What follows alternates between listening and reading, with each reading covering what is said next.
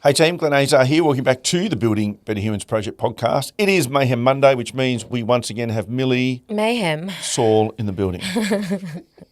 Just trying to change the intro a little bit. Mix it Do you up. reckon everyone skips past the intro? No, they love the intro. 10 second, 10 second, 10 second, 10 second. Everything else is the same. Like Glenn and here. Welcome back to the building. But that's just always the way I say it. I don't know how to change it. I don't want to change it. Don't That's change how I it. say It's fine. You don't need to fix something that's not broke. Right? That's what they reckon. That is what they reckon, yeah. Last week we talked about positivity, positive quotes, that sort of stuff. We didn't do lessons learned last week. So I haven't thought about mine. Well, I have, only because I've literally just come back from Mount Kilimanjaro, and I actually am going to do a podcast on this, and I may have already released it by now. So my lessons learned were around climbing Mount Kilimanjaro, and Mili hasn't climbed Kili yet. She's going to do that next year with me. So if anyone's if interested, you want to come, let's go. 4th to the 13th of September, go to adventureprofessionals.com.au, shameless plug, and you can book in. If you want to see me struggle, because I don't like cold, Yeah. come along, because I'm pretty bad in cold. Like, She's a jungle girl. yeah. So Through it's and it's the 4th to the 13th of September, and then we're going to stay on and do a safari afterwards, which a lot of people do. So if you guys are interested in something like that. But adventure for me and for us, I think, since we've been together, you probably realise this too, is the best personal development in the world. So what I got to do on this last Kili, which is my 18th time on Mount Kilimanjaro, is take out 5 people plus myself, who had all trekked Kokoda together. So there was 3 boys from Mackay. Then there was Brenda from Tassie. Brenda's done 3 or 4 Kokodas. Her husband Leon's done 4 or 5. Their kids have done Kokodas. Their son's done Kili. How good. Said to her, "You can't fail at this because Cooper's already done it." She goes, "I know." Yeah. And then Davo, so a good mate of ours, and a guy that I used to be in the army with years ago. And so they were youngest. I guess the youngest were the boys from Mackay, so they're like in their 40s, mid-40s, and then Davo, and then Brenda's closer to my age. Just watching, so my lessons learned are watching people get out of their comfort zones, people who are successful, and this ties back into that quote from last week, how you do anything is how you do everything. People who are successful in life in general seem to be able to get uncomfortable in different situations than what they're used to and being okay with it. So these are all people that are successful in their own ways through careers and families and business and whatever.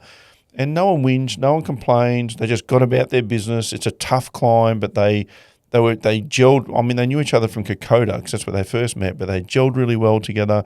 Then watching how teams work in other teams when you're put in with a group of people, a group of randoms that you might not know. We don't really attract, I always say we don't attract dickheads. I think everyone thinks that in their business, but we don't. Typically people have listened to this podcast, the Kokoda Track podcast. They've seen us somewhere, so they know how we operate. So, you know, from that point of view, like the boys were mad on boxing, the Mackay boys, they knew a lot about it, boxing and UFC. We spoke about you a lot, boxing a lot, nearly every day. So they kind of just fitted in and gelled with us. But then still Summit Night's tough. It's tough on everyone. And just watching them push through that, helping each other, supporting each other.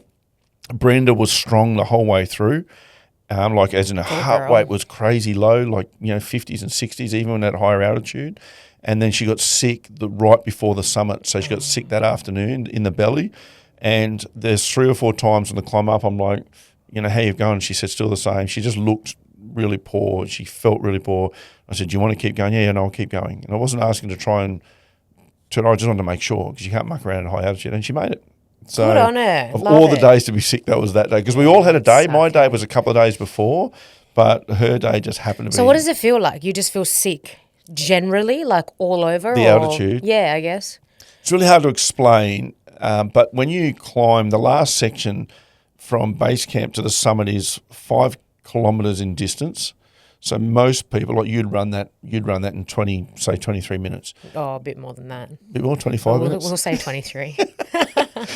So you'd run that in under half an hour. Most people would walk it. Just average person walking would do that in an hour. It takes 7 hours, 6 to 7 hours. When I read Alyssa's book, that is one of the things that killed me. Yeah. And then when I spoke to Alyssa as well, she was saying like you could be 100 meters from the summit, and if you get sick or if you feel you just got to turn back. And I was like, 100 meters? She goes, yeah, because it takes way longer than a normal 100 meters would take. And I was just like, I am not going to risk like I don't want it that much that I'm going to be cold, blah, blah, blah, Yeah. that I have to turn back. There's a, like, risk that you're going to have to turn So, back 100 meters before the To give it summit. context, Everest is 3 kilometres if you went vertical up on Kili. So Kili is where More. Yeah. So Kili is where most normal people like us get to have some of that experience without it being the Everest experience. But I've seen videos and documentaries where summiteers for Everest, they give them a window and they're 300 metres from the top. And they say, and your window's closing, you need to turn around and come down now, because it's normally a 12-hour window, because then you've still got to get back down out of the death zone. And they go, no way, I'm right there. But that 300 metres, they say, can take 2 hours. Yeah. Because the oxygen level is so low that you can barely move. Well, you kind of experience a bit of that on Kili, where you're on this slow shuffle, and then people are just overtaking each other, and people are moving slightly faster and then slower, and you just feel exhausted. You feel totally exhausted, but your brain's trying to reconcile the fact that I'm barely moving, and yet my heart rate's, you got to think you're breathing about 10% oxygen.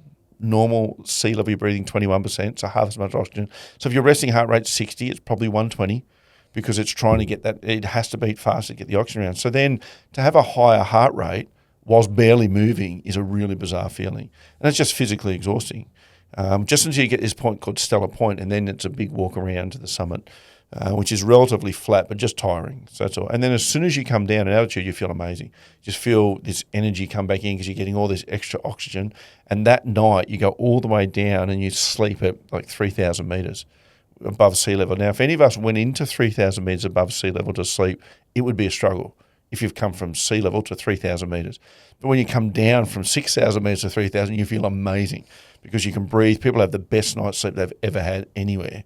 Every one of them. Like, you have dinner, it's like 5:30, 6 o'clock, you're having dinner, and everyone's like, oh, is it time to go to bed yet? It's 6:15. Yeah, it's close enough. And they'll sleep for, a good 10 or 12 hours. Love. So, yeah. But also just dealing with the levels of people. So these are things I learned, what people are capable of, which I know I've learned that before. Watching successful people have the capacity to be uncomfortable in a variety of different situations that's foreign to them. I also learnt, we had an experience out there where the boys, Godson, my lead guy, was telling us that other porters from other companies were coming up to him asking him for food, and I did a video about this. And I've experienced this on Kokoda too, sadly, from some pretty big companies, where to save costs, I guess, I don't know why else this would happen, they don't bring enough food for their porters. And he was saying some of the groups even don't get food as a part of their package. They have to sort their own food out. And because they're trying to save money, they'll try and climb the mountain and carry everyone's gear on next to no food so they can save money themselves, because the onus was put back on them to supply their own food. And I think that's absolutely ludicrous, where we forget that you're dealing with humans. I know. Like, not just your cargo robot. Yeah, this is a human that you could not climb that mountain without, or that you could not cross a Kokoda track without. And I think if people trekking knew that, they would go, I'm not going to try and save $500. I prefer that those people get paid properly, as opposed to treat them like there's something.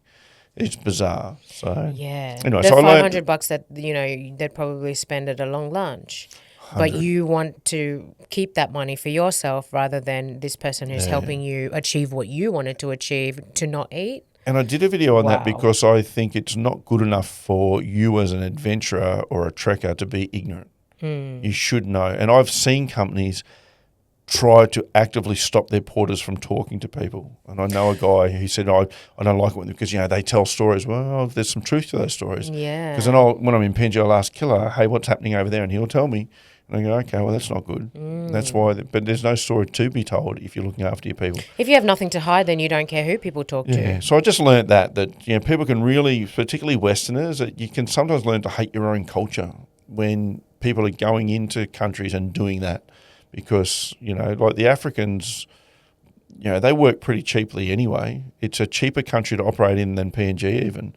And so, therefore, why are you trying to rip them off even more? And I've seen that. I've seen people try and shave off $2 or $5, which $5 in a day is a lot of money in Africa. But to you, it's not that much money. So stop trying to shave $5 off. Just let the price be what it is. Yeah. Most things in Australia, if you go and buy it, you don't get to negotiate much. That's the price.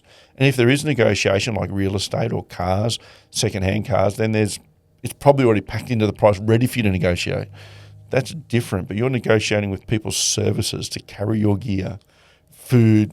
Like there's porters on Kili whose job is just to look after your toilets. They clean the toilets every day. They carry the toilets with them. You have your own toilets because the toilets out there are foul.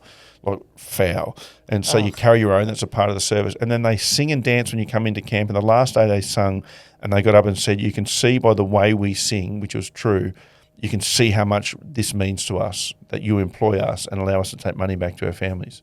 Love. So then you want to save $500 with that, so you're taking it off. That's crazy. So anyway, that's what I've learned. There's good and the bad. Cool. Love it. This week, what are we going to talk about? We were going to talk about domestic violence, just to delve right into it. My own experience of it, and I didn't really want to share it because I've left it in the past. Yeah. But I thought I would. Well, we had some comments with people, which kind of was a catalyst too, where people were saying you seem really cold or whatever, and as if you haven't been through stuff. No, we just don't bring everything. You don't deal with your emotions? No, I've dealt with them. That's what it was, yeah. I've definitely dealt with them. I've gone through years of feeling frustrated, feeling hurt, all of the things. I still never let it affect what I was doing, but it still sucked, especially for my kids. Yeah. And then, so I didn't want to talk about it because I was like, we've left it in the past, and it's still in the past, but I thought that I would share. But it's not like it didn't happen. No, either. it definitely happened. Yeah. And then when people go, well, how can you work with young people, or how can you do this, or how can you do that, or, because I've been through stuff. Yeah. And I've maintained this all the way along. You can't just grow up in a white picket fence environment and then go and help these kids on the street, because you've been in talks where they've said, don't tell us that you know what it's like when you don't know what it's like. Yeah. Because that offends them. And I fully get that. Yeah. And it's okay to say, I don't get what you've experienced, but I'm here anyway. That's different. But we actually have had experiences. And so there was that side of it. Also for me, I think Ayala and Bro camps, when I first started them, came off the back of domestic violence almost, of things that Alyssa had been through, and it made me think that we need to teach young men to be better, and we need to teach young women to be stronger and stand up for themselves. Because my experience was a lot of the situations they found themselves in for the young women is it's almost like, well, this is how women get treated, and that's not okay. That's what they watched. Yeah.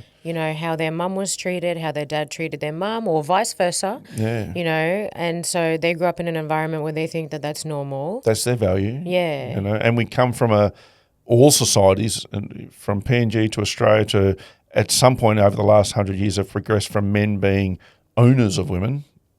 Once you're married and all that sort of stuff, they own you. Well, that is changing, but we still need to be better at it. Because I read a stat that domestic violence, and I think we might have talked about this recently, but domestic violence in Queensland in 2024-25 is at the highest level ever recorded since they started recording. And we've been recording those stats for 37 years. So in the last 37 years, this year is the worst year that we've had. So it's not a problem that's gone away. It's, if anything, it's gotten worse. And then people will argue and say, oh, maybe more are being reported now. Maybe. But if that's the case, then that's good. But we still need to get that number down. Yeah. So, and I'm not saying we've got the answers on how to get the number down today, but we're going to talk about our experiences. Yeah. The other thing that I wanted to talk about, which is probably going to stir a lot of people up, and I'm not trying to talk about it in a bad way, I'm just trying to bring light to it, is police and the way that they deal with domestic violence. Because I've actually experienced this a couple times. And it's sometimes, I'm trying to sound like I'm trying to know the right things. Yeah. It's sometimes not taken as seriously as it should be. And then I've spoken to a couple of people who have worked with police, and there's mixed opinions or mixed things about this. And one of them is, well, we do something about it and the woman just keeps going back. And so what do you want us to do? We're not going to come out to that call because she just keeps going back to that situation. But this also comes down to the fact that she probably is, that she thinks that's what her worth is. So we're trying to do that with the young girls, is that's not all your worth, is to keep going back to somebody who keeps hurting you. Yeah. So I'll just talk about my experience. So I used to live in Perth, and I was with the father of my kids for 5 years. and then we split up, and we were trying to be amicable. It worked for a little bit, and then we were living in the same house. And so he works FIFO, and he'd work 2 weeks on at this stage. At this time, he'd work 2 weeks on, 2 weeks off. And in the 2 weeks that he was home, it was just so uncomfortable. Like we'd always be at each other about something, or like he always used to get annoyed about 2 dishes in the sink, and like, you know, the towels aren't exactly where they should be, and just things that are like not that big of a deal. Yeah. Like keeping in mind that I had to work and I had the kids, and you literally have 2 weeks off. So he didn't participate in the washing of dishes. That was a woman's job. Was that the attitude? He did, but say if I'd left those dishes there and I was attending to the children, he'd be immediate. Like he'd come out almost looking for it. Do you know what I mean? Oh, what are these? And it would be like that sort of situation. And I just like, I couldn't do it. Like we'd argue all the time about that sort of stuff. I reckon I'd wear that dish if I did that. This is the new version of Millie. I'm not putting up with that anymore. I've had enough. And then to the point where he'd be like, oh, well, just don't be here in the 2 weeks. I'm like, my house too, you know, because I'm paying half the bills. Like it wasn't like I wasn't contributing. But then it got to a point where I was like, I just actually can't. I can't do it anymore. And so I, in those 2 weeks, would actually go and couch surf, stay with friends. And then I was like, I want to move out because I can't do this. Before I'd moved out, he was home and he goes, you're supposed to be leaving now, because he got used to the fact that I wasn't there for the 2 weeks. So he's like, you're supposed to be leaving. I'd gone out the night before and he was there. So he looked after the kids. It was his week anyway, 2 weeks. So the night before I was still at the house and I'd gone out the night before. So the next morning I was actually really hungover and I was sleeping in the room. And he busted in my room. We had sleeping in separate rooms. Yeah. So I had my own room. He had his own room. He busted in the room and was like, where the F are my shaker cups? So his gym shaker cups, like what you make a protein shake out of. And I had been using one and it was on the floor with water in it because I was so hungover. I just went and got some water. And I was like, oh, like it's right there. Like, sorry. And last night when I came home, he'd asked because he didn't have a car. So he had asked if he could use my car to go to the gym that day. So he'd come in looking for his shaker cup because he wanted to put aminos in it so he could go to the gym. But the way that he'd spoken to me when he busted in my room, no knock, no nothing, where the F on my shaker cups. Actually, he said, where the F on my shaker cups, C word. And I was like, it's right there. Anyway, I got up, I took it to the kitchen, I washed it out, I put it on the thing. I'm like, there's your shaker cup. And I grabbed my keys and I go, you're not using my car because you don't get to speak to me like that. Like, you know, you could have knocked, blah, blah, blah. And then we start getting into a little bit of an argument about how I had his shaker cup. Big deal. Sorry, mate. I feel like it's not about the shaker cup. Do you know what I mean? Yeah. It never was. Anyway, so then he goes, well, you can go down to your car and get my house keys then before you leave because I'm meant to leave, right? And I was like, you can go get them because you used my car last. You left them there. So I tossed him my keys and he caught them and then he smashes them on the ground. And these are BMW keys. They cost $950 to fix. And I know because I got a quote to fix them. $950. And so I'm going off like, and at the time, obviously, I didn't know how much they were to cost to fix, but I had an idea. BMW to fix anything, expensive as hell. So I'm going off. And I'm going, are you going to fix my keys, blah, blah, blah? And we're like in this whole thing. And then I've gone into the room where the kids were playing. They were playing together in the room and I went to say goodbye. And because I'm leaving. And he's still like, get out. And I'm like, I'm leaving. I just came to say goodbye to my kids. And he's like, get out of the house, blah, blah, blah. So he comes into the room. I'm saying goodbye to the kids. Then I get up and then he tackles me to the ground, and then I'm laying on the floor. I'm trying to get off him. Kids are in the corner over here, and then he chokes me like with his hands, and he's strangling me like to the point where I'm like I cannot breathe. And I don't know if I went purple but I literally was like, I'm gonna die here. So I've looked over to my kids to see them for the last time. I hate saying this because, like, to look at the kids and they're, like, in the corner, like, huddling, scared. Like, I don't really care what he did to me, but I care about the kids.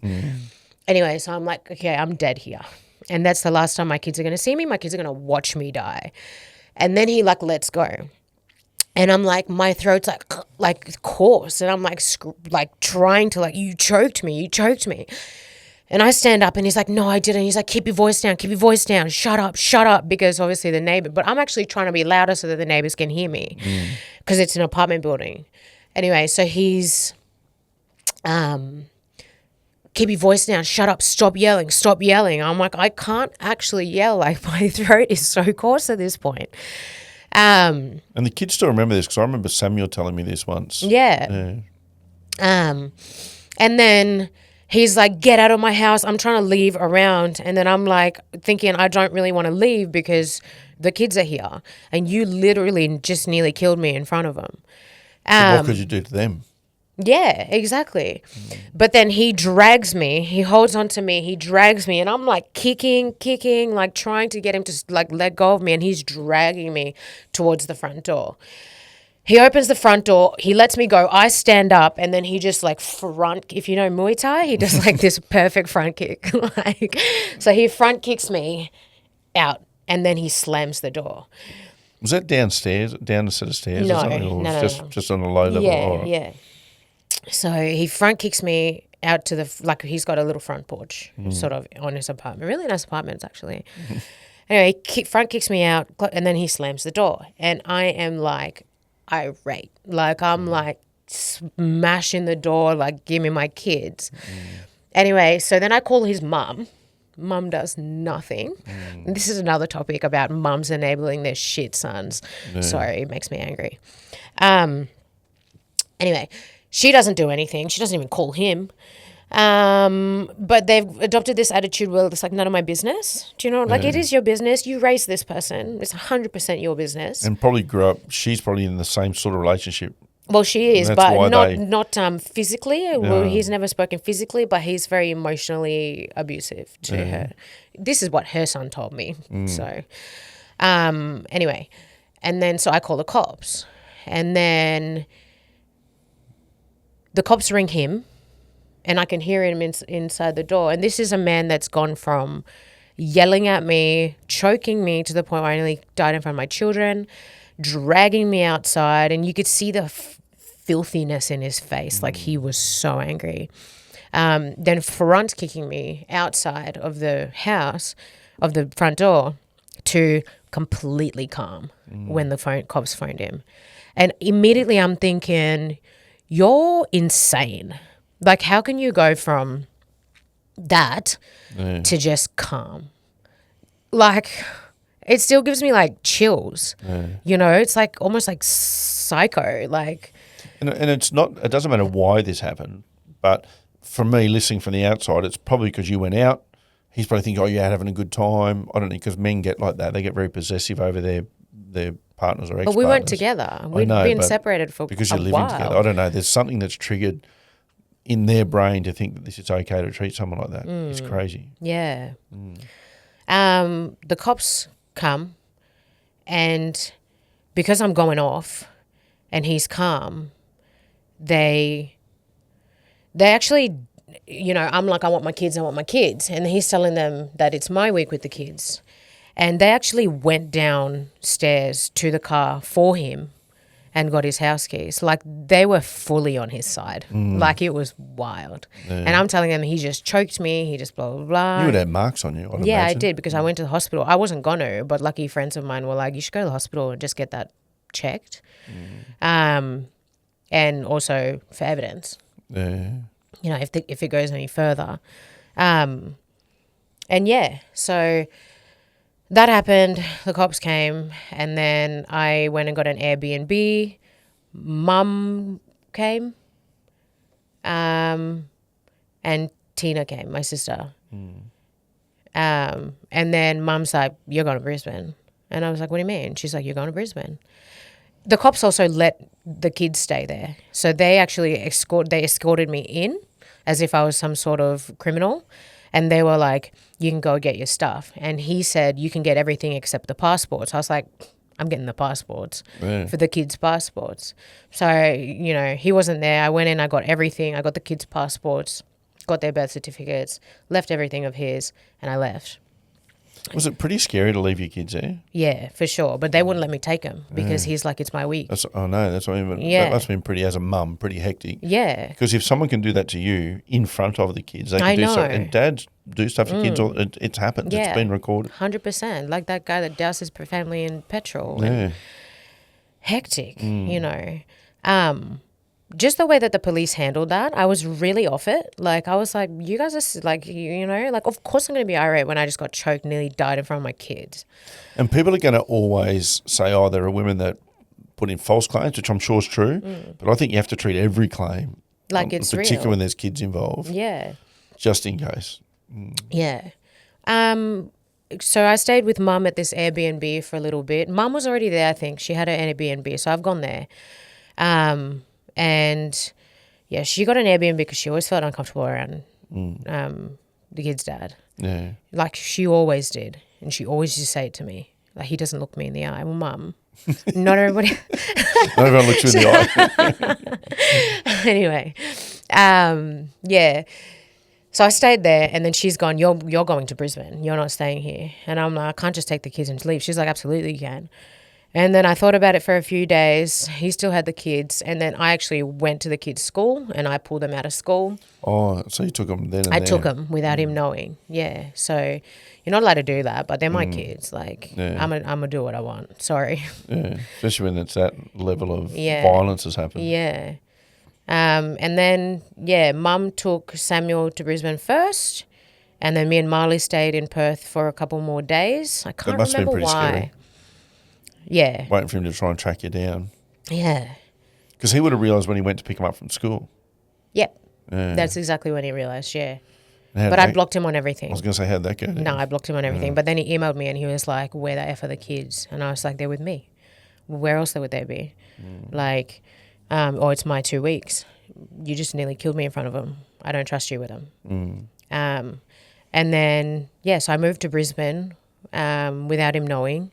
And then he tracked me down that way because he got a process server to track me down. So if you don't know what a process server is, they're the people who in the movies, they come to you and they go, hand you a piece of paper and they go, you've been served. Yeah. And what was he serving you with to say? He was serving me with a recovery order. So a recovery order is to get the kids back to where they were when nothing happened. So basically you've moved to a different place. Recovery order is to get them back.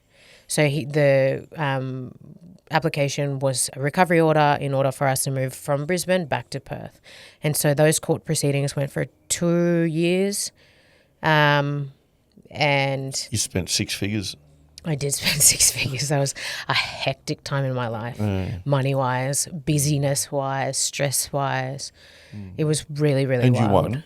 I did win, yeah. Even though he brought the court action, you were victorious because of how? They just looked at the stats? Well, the facts, while I was still in Perth, this is why I stayed in Brisbane, because I wanted to go and get a little bit more evidence and stuff like that. So I went and saw friends of mine and they're like, we're taking you to the hospital, because my voice was still really hoarse. They're like, we don't. So lucky I did go to the hospital because I was just going to leave it. And then I actually got a piece of paper that said the marks on her neck, the hoarseness of her throat is through asphyxiation by strangulation. So that was like documented by a doctor. I got photos, all of the things. So when it came down to court, the first application was a recovery order and he lost that initial application because I had all this evidence to say that there was like really serious domestic violence is the reason why I moved to Brisbane. What's his argument? Didn't happen. Yeah. She's making it up. Yep. Yep. And he even brought up the fact that the cops believed him. No. So this is the other thing about like when police don't take things seriously, or it's not that they don't take things seriously, it's just that I feel like there's a lack of training. You told me that and maybe someone else told you this, that whoever's the most irate, they assume is the one that's in the wrong. Someone who used to work so they are actually trained apparently that they look for the one who's the more aggressive. So if you're more aggressive, then you're more likely to be less believed. Whereas if you can be totally calm in a situation where someone's not and being choked. I get it because it's just like, oh, they're fine. And this person is going off. Yeah, because I just got choked in front of my children, you know? And then it's even more infuriating when you're pretending like you didn't do anything. Yeah. Like, it makes me so angry. Do you know what I mean, though? I do. There's a lot of psychological evidence of long-term psychological effects of being choked, as opposed to other forms of violence even, which is really interesting. So in Queensland, it's a separate offence. So it's called non-fatal strangulation. Right. So it's separate to assault.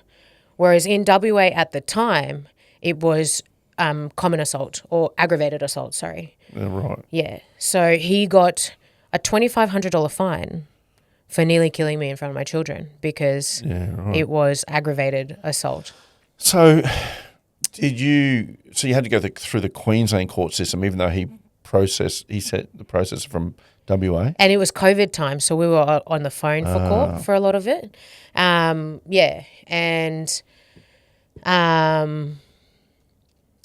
we were on the phone for a lot of it, and then it got brought to Brisbane. It got transferred to Brisbane because he lost the initial application, which was the recovery order. Then it moved on to, then it moved on from being a recovery order to like a custody battle kind of thing. Yeah. So that whole process took so long. Did you think you were going to lose that at any stage? You know how they sometimes, like if the police have supported this person, does the court then support it? Like if he presents calm and well in court? Because I'm sure you would have still been triggered in court at times and been angry if he lied or... I was, but I had really good lawyers and they were like, no matter how triggered you are, you just need to sit down and shut up. Shut up? Yeah. What's their numbers? Shut up. I'm going to kill you. That's on record. They were amazing. Well worth the money spent. Yeah, like well worth the money spent. Like I would never go back on it and be like, oh, I wish I saved that $160,000 because that's how much it cost. Never. Yeah. So they put forward the best argument for me. They knew how much I was passionate about this topic. They knew how angry I'd get. They knew how stressed I was. So they're like, you just need to shut up. Sad thing is in our legal system in Australia is if you don't have the money, and you didn't have the money, but family and work and you just did all these things to get the money, but if you had run out of funds, you can lose a court case in Australia just because you don't have the finances. Yeah, and someone else can paint you or someone else's lawyers can paint you in such a way that, you're unhinged. I did look unhinged. Like when I'm looking back on it, like I looked unhinged. The other thing that really annoyed me was like the neighbours heard. And no one did anything. No one did shit. Yeah. That's a problem in society. You and I spoke about this on a podcast years ago, we went through a situation a couple of years ago for your birthday. We went out for dinner. There was a big guy that was very drunk and a smaller guy, and these were guys in their 50s, I reckon, like not babies. And the other guy came in a bit drunk and the fight started and the big guy couldn't even stand up. Yeah. And so as he's tried to stand up, the littler fella's hit him a few times. He's gone down, blood everywhere. Nobody moved. No one did anything. There was 50, 60 people in that place. Yeah. Nobody moved. Even I jumped in. You and I jumped in. Even the staff was standing right there. And the staff kept serving them drinks. And I said to the staff, I'm like, can I have a serviette? Yeah. Like you're not that's doing right. You were trying to clean up his anything. face. I'm trying to keep the other bloke off him. Yeah. Who's then trying to pick a fight with me, but no one's intervening. Yeah. And the reason I intervened was, one, the big fella, it was over pretty quickly. He wasn't fit for the fight. Two, he fell down backwards, hit the back of his head on the wall. I thought, this guy could die here. And nobody did moved. anything. Yeah. And that bloke would have kept hitting him, I think, because he was in a bit of a hero status by that stage. So it's not unusual where people just sit back. Don't do anything. That girl that got stabbed on a train recently. People didn't do anything. Nobody moved even to help her. She died alone. Yeah. Gasping with nobody even come over to, hey, are you okay? Once the guy that stabbed her got off the train, nobody still come over to see if you're okay. She just laid there and died. Hectic, eh? And that's a sad... Where's our humanity gone? Yeah, if anything, we're going to film with our phones, but we're not going to get involved. Yeah. It's crazy. But I know. Yeah.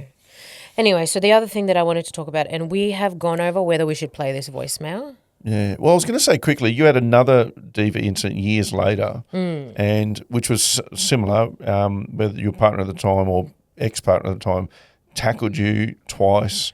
There was physical. You hit him back, and you can fight, obviously. So there's a little bit of blood, but when the police came, he was really calm, even though it was you guys that called the police, and because you had a few to drink and you were very irate. So it's the exact same situation.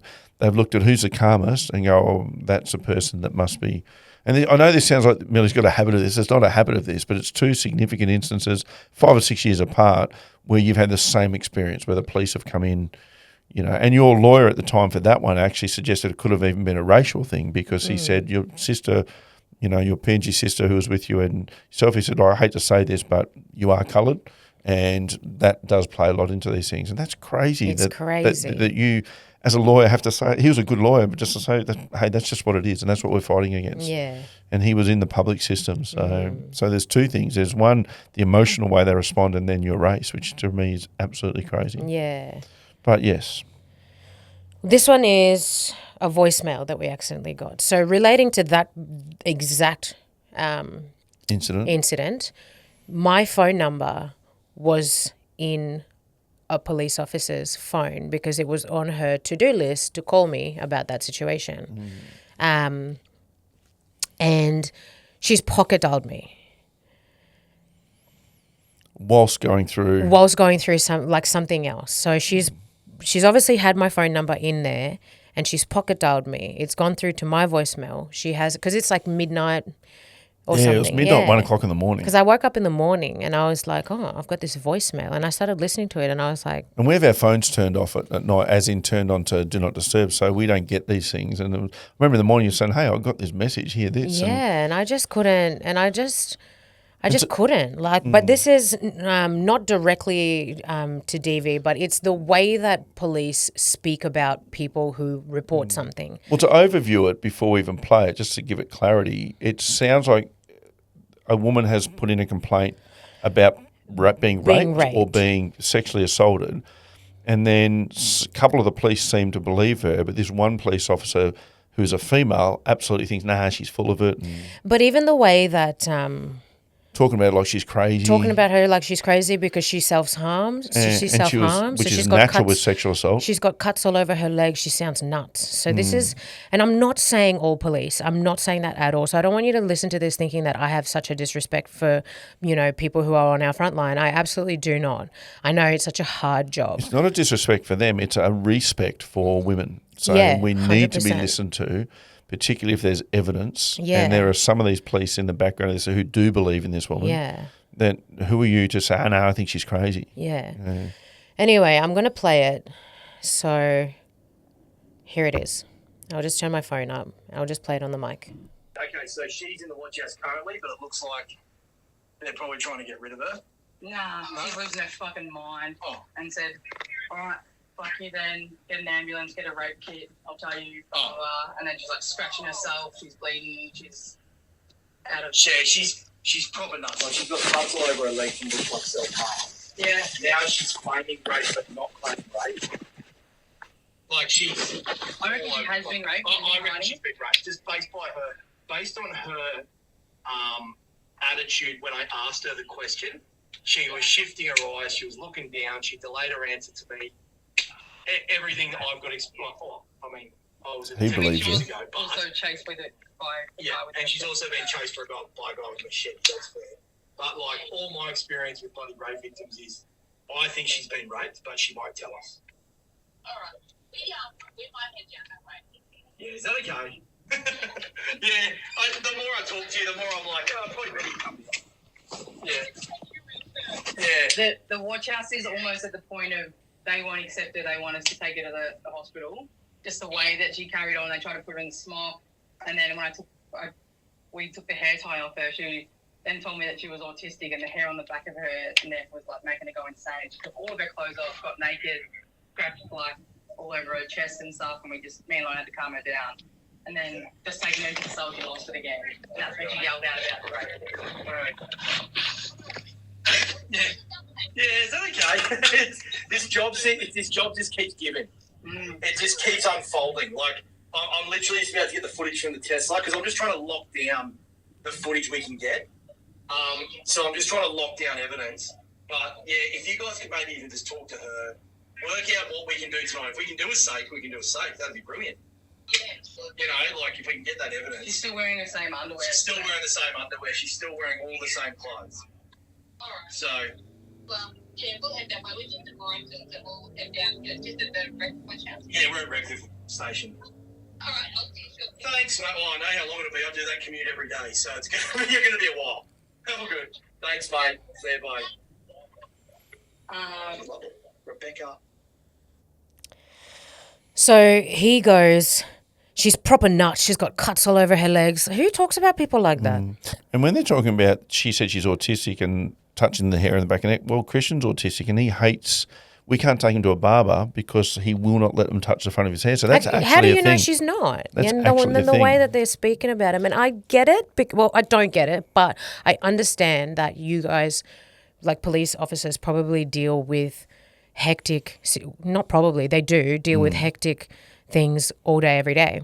And so they get to a point where like, it's like, oh, there's another one of these. But like, she just got raped. Like, Well, firstly, you choose this job. 100. And that's a part of it. 100. Yeah. And where's the empathy? Where's the humanity? And people with mental health issues or things like autism, which isn't a mental health issue, but it's definitely a non-neurotypical thing, they do get sexually assaulted and stuff, and they don't always have the capacity to talk about it because, and I've seen situations like this, so to just assume that those two things aren't associated is crazy. Because there are some pretty average humans out there, anyone that would rape anyone, let alone someone with a mental issue, oh, absolutely, that would happen. But yeah, the empathy and the way that woman's talking, particularly she's very aggressive. Yeah. He's kind of laughing a lot, Yeah. you know. And then it comes down to, oh, look, I know it's a drive. Yeah. It's your job, mate. Yeah, I've got to do that commute. Are you on shift? Are you being paid? Oh my God. Yeah. There's so many issues to talk about that we don't get to solve, but be better. Like, just be better is first and foremost. Obviously, we shared that with the police and they went into a bit of damage control more than anything else. That's all they cared about. Yeah. And it's just not okay, that sort of thing. There's got to be a safety line for girls or for everyone, but say for girls and young women to be able to feel safely that I can come to these people that's the only safety net out there for me. And I don't care if it's midnight.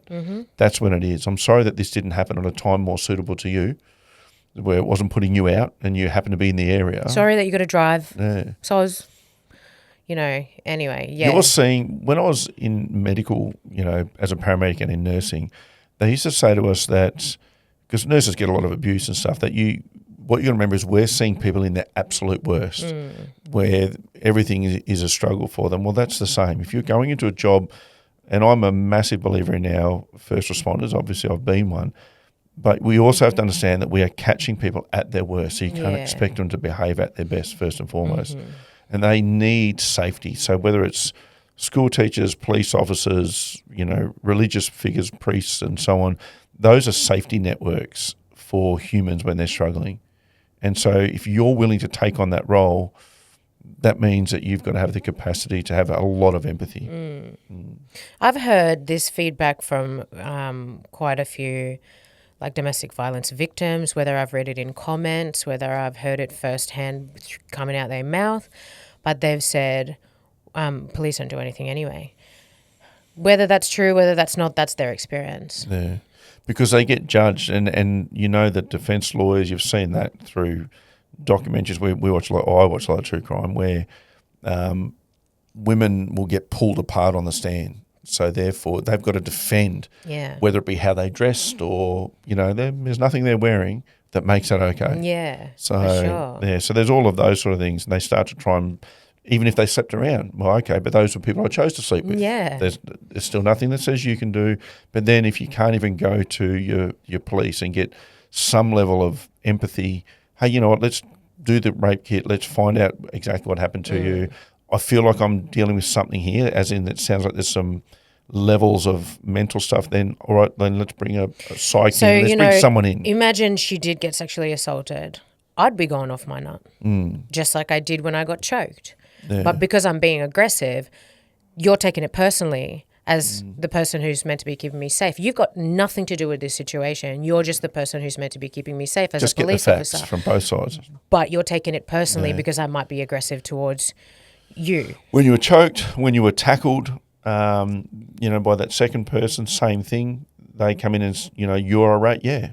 Because I've just been physically assaulted by someone twice my size, by a 90-plus kilo human, and I'm 50 kilos. So, yeah, I'm a little bit angry about that. Yeah. So, yeah, it's crazy. And as you said to them, and I was there when the police rang Mili, the higher-up police, and you said to them, you need better training to make sure this stuff does. So it wasn't like you were just bagging the police out. No. You were saying, you guys need better training in this, because I've been on the other side of that. And now I'm listening to you do it to someone else. And bloody learn not to pocket dial people. Like, this is not just you and me pocket dialing someone, which I'm always in trouble for, but you're the police. Yeah, and that was you're wild. talking about really personal things that you've left as a message on someone's message bank. Yeah. That is crazy And to like me. just to listen to the way that they were speaking about this girl who had potentially been raped, who could be autistic. Like, even as a non-autistic person, if you talk about someone like that could have been sexually assaulted, like, how do you know she didn't? Why? Because she was going off. I'd be more concerned if she was calm. Yeah. If she's smiling, going, yeah, no, I had a great night out yeah, up until that sweet. point. Yeah, but more. let me just tell you that I got sexually assaulted. Yeah, Like, that what? would make me take pause. But either way, you don't have the right to just ignore. Yeah, or You talk need- about them like that. Yeah, go and do your research, And find out. As a woman, it made me feel like I can't talk to them about it if I did get sexually assaulted. Yeah, You know? yeah, it's pretty bad. I don't know what. Because I don't want to be spoken about like that. No. If I rock up to, or if I've been picked up or whatever the situation was there, and I'm going off, and you're calling me proper nuts Yeah. because no, I've she's got cuts. proper nuts. She's proper nuts. She's got I just cuts. see what she's wearing. She's it's her got. fault. Well, no, he said she's proper nuts. You should see the cuts on her leg. Yeah. What does that have anything to do with it? How does that make me proper nuts? Yeah. Like, Yeah, there's a big difference between proper nuts and professionally saying, I think she might have some psychological issues. 100. And in that point, you go and get someone who's more qualified than you, Yeah. because it's clearly not you. Like, you go to the psychologist and you know what? You're proper nuts. And they go, okay, that's what it is. Yeah, all right. I'm sure it's not. Yeah. Anyway. Yeah, it's pretty that was wild. And really- it's like, we talk about a lot of personal development. We talk about everything from our relationship right through. But this is just things that happen in our life that we experience that you're happy to talk about when you have a platform to talk about it. And this is life in general, because I've had that feedback about, it's, we do too much about our relationship, say online or whatever. No, this is life. We just talk about life, whether it's boxing, whether it's parenting, whether it's our relationship, whether it's a thing like this that we went through or experienced, because we did experience both sides of that. Because if you hadn't have been in, you wouldn't have been in their phone, you wouldn't receive that phone call. But either way, we've experienced both sides of it. It's not just like, hey, this podcast is not a personal development course. Just No. listen to this and your whole life's going to be good. It's just generally chatting about things that happen in life. And this one in particular we found quite disgusting. And therefore, there's an onus on us to bring some sort of light to that. It's not just, the world's all sunshine and rainbows. It's pretty shitty things happen. And how would people like to be treated? The police need to be better in that situation. I hope that the person that this happened to, that they're talking about, gets the treatment that she requires, physically, mentally, emotionally. There definitely needs to be more training around how they deal with things or how people are. Because it's not always the calm one who is the one that should be believed more or should be perceived as the one that's They can be the ones who are not proper aggressor. nuts. If I can go from 100%. aggressive to calm, In like that, if I can go from being so angry that I nearly kill somebody in front of their children to so calm, hey mate, when I answer the phone. yeah, nah, she was just a little bit crazy. She just, and then this is the thing, it confirms it when he's saying those things. She was just a little bit crazy. She came in, she threw keys at me. I didn't throw keys at you, I tossed them at you so you could catch them, and you smashed them on the ground. So if you can go from, she's outside kicking my door, going off at nut, and then when they get there, I am. And it's like, so she's As opposed to someone, I wonder why she's reacting like that. Yeah. What was the trigger here? Yeah. And typically, look, I've seen on policing shows in America where they have done it well, where two different officers will take those two people aside and ask them their stories. So you're collecting both stories. And I'm sure neither of them are 100% right, but you get skewed, and then you can try and come together and go, all right, well, what do we think actually happened here? And sometimes they don't know. And they go, it's like kids. When kids go, oh, he started it. No, he started it. Well, when you don't know, you just separate. And I remember watching that Gabby Petito case on Netflix where the police are talking to her and she's almost defending him because she's really upset because people had rung the police. And in the end, they suggested that they spend a night apart so they get her a hotel. He actually did all the right things, that police officer, on that one. We don't know exactly what happened, but you can stay in the van to the guy, we're going to take you and put you in a hotel, just clear your heads for tonight, and we suggest that you don't have anything to do with each other.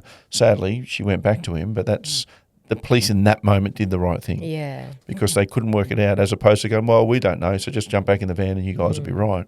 Because, But the way that they spoke about this girl who presented with the cuts and saying that she was sexually assaulted and saying she's autistic, and so the way that they spoke about her, you can almost imagine, say, the guy was there and she's gone off. She's got cuts on her leg because apparently that makes you proper nuts, according to this guy.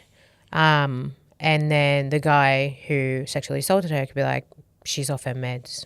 Like, he's calm. This was all consensual, and then she went mad. And then she just went nuts, and and then if he's calm and she's going off and she's presenting the way that she presented that day, then the way that they spoke about it, it would seem like they would believe the guy because this is how they're trained. Which doesn't make other people want to step up and go and get help. Like if you had a teenage daughter that went through this and you're as an adult saying, hey, we need to go to the police, and she's going, I'm not going to the police. As a parent, how would you feel? Yeah. Well, this girl, I don't know how old she is, but she could be 25, but she's still someone's daughter. Yeah. And there's someone that would be hoping that she's gone out and got the right help. Yeah. And then hoping that the people on the other end would do it. Because what if it was their daughter? Yeah. I bet you they would have a whole different response I bet you to they it. go proper nuts too. Yeah. So the way people emotionally respond to trauma or being triggered or being physically injured isn't an indication of who's right and who's wrong in a situation. So I guess it's a very heavy topic. Super heavy, and I really don't want people to take this out of context and say that we're saying that all police are bad and blah, blah, blah, blah, because people get very personal about their way that they think, and like especially if there is a police officer listening to this or watching this, like we're not saying that you guys are the worst. We're just saying that I feel like there needs to be more training because I've been in this situation a couple of times now, and then having that voicemail left on my phone is like, wow. I'm 100% on the police side for most things, but that situation isn't good enough. And you can't just it was go, they're doing the pretty best they bad. can. Yeah. Doesn't matter. If that's the best that they can, I'm out. I'm not one of those people that think the cops are all out to get us. I had a niece come and stay with us years and years and years ago, and from Western Sydney, where she was always in trouble. And so Mum sent her up to us, and then in Toowoomba, and she's going, the police are always watching me. I go, they have no idea who you are. So if they're watching you, what are you doing? So I wasn't buying into that all cops are bad thing. Yeah. Like there's 120,000 people in Toowoomba. You've just rocked up and you're telling me they go, oh, there she is. Like, stop it. They have no idea who you are. Yeah. So from that point of view, I am hardcore on the police side as far as what they do and how they do it. But are there bad ones? Of course there are. Yeah. And those ones. And are they probably overworked? Yeah. Probably, yeah. Are they burnt out? Probably. Yeah. And there She needs to just be sounds more aggressive, training. that woman. She really, really did. Yeah. And he sounds not overworked. I'm going to be honest, listening to that language, he sounds very relaxed and happy. And so therefore you just almost, taking the piss just to fit in with the other person. Yeah. As opposed to, because he does say, I do think it's happened to her. Yeah. But he doesn't stand on that strongly enough to pull her up and say, hey, I actually don't appreciate you saying that because I do believe this has happened based off my experience. Yeah. He does say based off my experience, but he's very soft about that. 100%. And she sounds like a bit of a harder, tougher edge, so he's being dictated to by that. And it takes a lot of intestinal fortitude, a lot of guts to stand up to people, your own people. So from one police officer standing up to another police officer, or to stand up to your own tribe in something that's potentially uncomfortable, that takes a lot of guts. But part of why we pay you and believe in you as a police force is we expect you to have that courage. So not just courage under fire, courage in those situations, because it's literally going to have a massive outcome on that young woman's life, I'm sure. Yeah, for sure. There's even instances in youth work where after a certain point of a child being out of care, you have to file a missing child report. And because admittedly, that child is always getting a missing child. The police kind of get sick of it. I get it, but They go, it's just him like again or her again. yeah. But you still have to take it seriously because they could be somewhere you don't know. They could have been taken this time. You don't know. Yeah, and because they are vulnerable, they are the ones that it's most likely going to happen to because people prey on the vulnerable. And I've read in reports, because we have to do reports on every shift that we do. So I've read in reports where literally, because we have to put quotes in to literally what was said in case it goes to court. You don't know. Like these are used in court as court documents. So you have to put literal quotes of what these people said. And I've seen quotes of the police going, you guys do your job and go find her. And it's just like, well, it's our job to find missing people. As a community. Yeah. My resources pretty limited. Yeah, man. Like, Yeah. so it's just, yeah. There's a dark underside to the world, which we talk about a lot, that people don't understand. And you don't, if you don't have experience with any of this stuff, the youth stuff or the sexual assault stuff, then I say, I'm very happy for you. But let's also not pretend it doesn't exist, because it does exist. And we have the capacity to bring a little bit of that to light in this conversation. They're not all going to be heavy conversations we have here, typically, but sometimes they are. That's just life. And all this personal development and coaching in the perfect world space is absolute garbage because very few of us live in a perfect world. No. And so therefore giving people real time, like how do we help that woman? How do we help these kids that we're dealing with? I guess talking about it is the first step because like the way that that voicemail went, it kind of annoys me. But I'll give them the benefit of the doubt that there's not enough training available to them or they haven't been trained in a certain way that deals with all sorts of things. They're trained in a specific way. I don't even know. Yeah. But it just feels like you guys aren't trained properly. There's not the right training because it seems like everybody who's a little bit aggressive or in that way is looked upon badly. Yeah. And then also if you're an officer, you did choose that job, so you can't get offended if someone's going off. Then they feel like they're not being heard, and so they might turn that aggression towards you. You can't take that personally. That's not a personal thing. It's not about you. Yeah. I don't really know how to tie this episode off, if I'm really honest. And I've been thinking about that for the last sort of few minutes. I don't know how to tie it off, but other than to say we are open to talking about almost any topics. And so we will come up with things, you know, the first few months have just been about us having general chats, answering a lot of questions, which I still want to do those. But I also want to delve into topics sometimes. So if you've got topics that you would like us to weigh in on, you know, as long as they fit in with everything we do, we're not really doing sexual stuff and those sort of things, even though they come up a lot. Because they were hectic. They're just, they were too much. We'll leave them to the stories. They were too much. They're going to be, I feel like they need to be in a private group that you've got to pay for. That's a good idea. But for us, like we're open to chat about controversial topics and we don't know. We don't have, we just have opinions, the same as everyone else. But if you want a different opinion, we can certainly But I would that. actually really love to hear your thoughts and your experiences, you know, on dealing with police in this situation. Yeah. Yeah, good and bad. Tell us some good stories. 100%. Tell us some good stories. And there are so many good stories that I see online about police. But I'm just talking about my experience and this voicemail that got left on my phone because it was like when I first heard it, I listened to it about 5 times. And each of those times I heard something new. Even to the point where just the other day I found that up again because we were going to bring it here. And I heard him say she's proper nuts. I'd never heard that.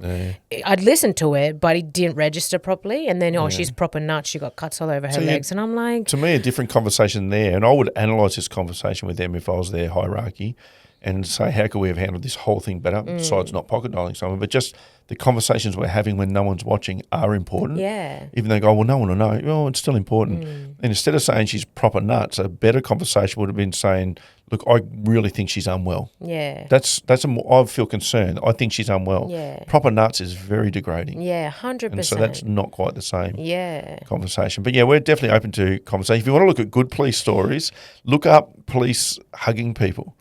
If you look that up, there's guys, I've watched a few of these where big, tough, burly sort of police officers have pulled people up, or there's a guy parked on the side of the road in one of them. There's a young this copper's a black American. He's pulled up a young black American about something, and they end up having a conversation about this isn't who you are, and he ends up hugging him. Yeah, I love that. Yeah, there's another one where I have seen that one. there's a guy parked on the side of the road, and the cop's just talking to him, and he eventually sort of says, "What's going on?" And when he gets to the bottom of it, this guy was intending to kill himself. I've seen ones Yeah. where they're sat next to, or they dive and they grab these people who are about to jump off the bridge, and they just sit with them. Yeah. Beautiful. Well, this one, when he stops him and he starts talking to him, and he because someone had called in, and the young guy in the car ends up saying that he just tells him the truth. I've been really struggling because someone took the time to connect with him, as opposed to just ignoring him. And when he gets out of the car, the cop is like, you can go here. He's trying to give him options. Is there anything I can do for you? And the guy actually says to him, I just need a hug. And so the cop goes, okay. Yeah. Like a lot of people, particularly blokes, would like, that's not me, bro. Back away into the bushes. walk And away. then So there I was like that one those where there stories. was two, I think it was police officers, I'm pretty sure, but they cooked this old woman a whole heap of pasta. Yeah. They went to her house, and then she was struggling with something, and then they just cooked her a meal, and then they left. Yeah. They were Italian, of course. It's Cooking pasta. it's human connection. Like we talk about, people always ask us around relationship stuff. We go, it's communication. With this sort of stuff, with people who are struggling, I've worked in mental health. I worked out at a place called Bailey Henderson in Toowoomba. That was pretty hectic. But really what these people are screaming out for that still connects even through the mental health issues they have is just connection. I remember watching, I've told you this story, but Christian, when we were in Melbourne years ago, so Christian's 21 now, so he's probably 10 or 11. I took him on a holiday to Melbourne, just him and I. We went down for a week, and I worked a couple of days just to pay for the holiday. And so he went and stayed with my sister, but otherwise he stayed with me.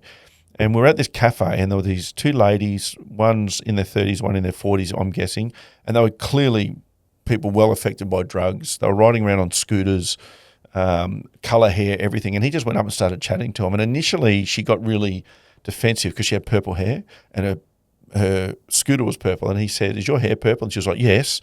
And then he goes, "Oh, it's the same as your scooter." And she went, "Yeah." And then he said, "I love purple." And you could see him soften. Anyway, he had this whole conversation with him, and they've ridden off. And I remember watching him because I let him interact with people. I'm just sitting having a coffee on my own, and you can see their heads and chests up. And I remember thinking they probably are used to going through life being unseen. Because that's what we do. We don't want to see things that make us uncomfortable. They clearly look like they're not all there. There's drug affliction. There's stuff going on.